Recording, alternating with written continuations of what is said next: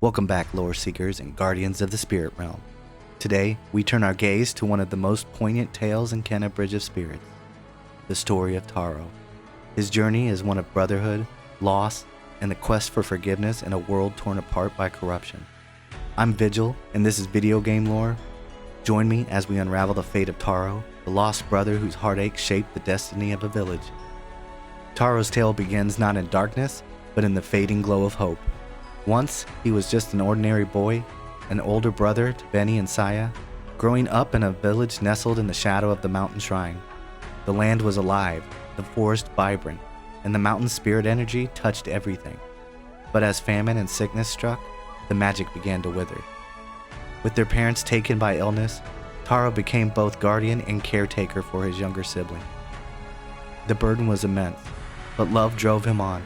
Taro promised Beni and Saia that he would always protect them, even as hunger gnawed and fear grew. But the balance had already begun to unravel.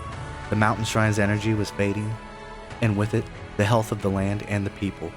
The village, once united by hope and tradition, found itself gripped by confusion and grief.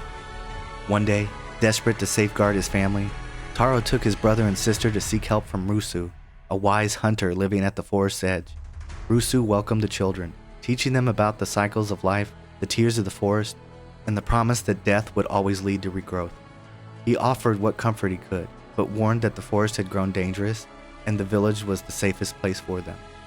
Reluctantly, Taro led his siblings back home, carrying the weight of responsibility on his young shoulders. That night, he slept lightly, haunted by the sense that something terrible was stirring in the woods. At dawn, Taro woke before Beni and Saia. Determined to provide for them, he ventured out to fish, hoping to ease their hunger, but the peace of morning was shattered by a strange red glow atop the mountain shrine. A wave of corrupted energy exploded from the peak, sweeping across the land like a living nightmare. In an instant, Taro's life ended, but for his spirit, the suffering was only beginning.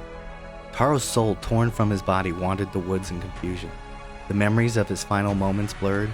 He knew something was wrong, but not what. He searched frantically for Beni and Saia, calling their names in the storm and rain, but found only silence.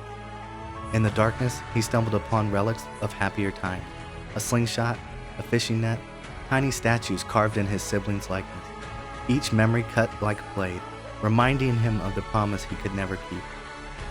Lost and alone, Taro's spirit clung to the last traces of his life. As the days bled into nights, the corruption in the land seeped into his soul. Guilt and despair twisted his memories until he could no longer distinguish the living from the dead, the past from the present. The longing to protect his siblings became his torment. The love that once defined him now shackled him to a world he could not leave. It was in this state, Kenna, the spirit guide, entered Taro's story. When Kenna meets Taro's siblings, Beni and Saia, their spirits are lost but not yet broken. They plead with Kenna to help find their brother, hoping she can succeed where they could not. Kenna's compassion draws the rot, nature's tiny caretakers, who assist her in clearing the corruption that binds Taro's spirit. With guidance from the spirit guide Zajiro, Kenna dons Taro's mask. Each time she puts it on, she is bombarded with visions of Taro's pain, the frantic search, the loneliness, and the confusion that kept him from moving on. Zajiro explains that Taro's spirit is too entangled in sorrow to be free.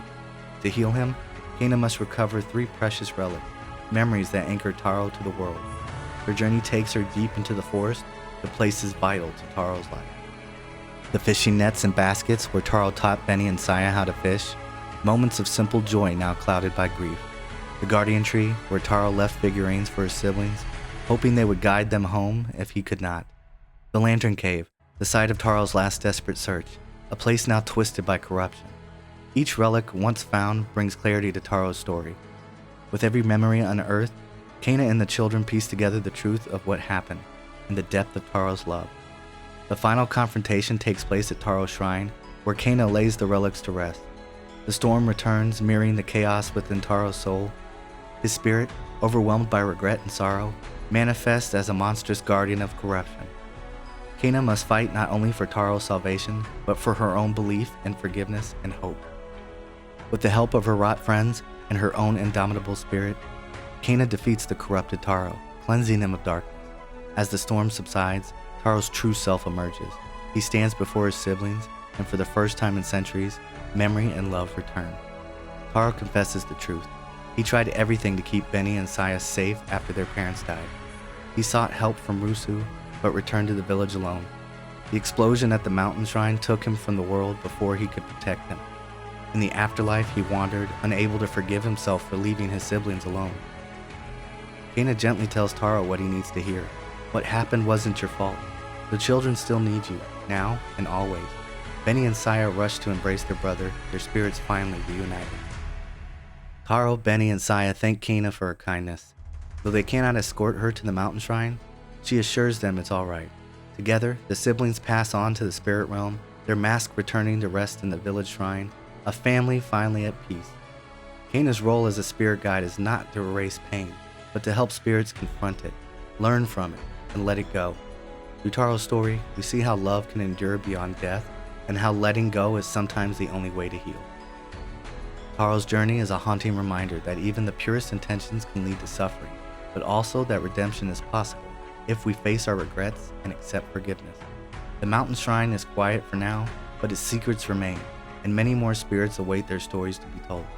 If you're drawn to tales of loss, hope, and spiritual mystery, stay tuned.